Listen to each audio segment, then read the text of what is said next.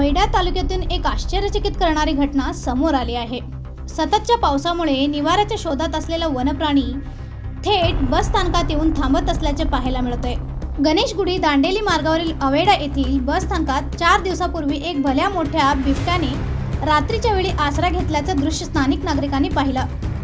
विशेष म्हणजे त्याच बस स्थानकावर अवघ्या 2 दिवसापूर्वी एका अस्वलनेही निवारा घेतल्याचा निदर्शनास आला होता।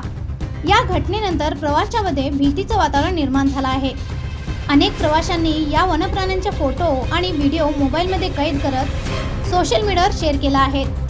तालुक्यात अनेक ठिकाणी रस्त्यावर बिबट्या, अस्वल, हरण अशा प्राण्यांची मुक्त हालचाल दिसून येत आहे। त्यामुळे मानवी वस्त्यांच्या जवळपास वन्यजीवांची वाढती वावर चिंता निर्माण करणारी आहे। या पार्श्वभूमीवर वन विभागाने तातडीने लक्ष घालून योग्य ती उपाययोजना करावी, अशी मागणी स्थानिक ग्रामस्थ आणि प्रवाशांकडून होत आहे। Bureau report, voice of Penugram, Belgaum.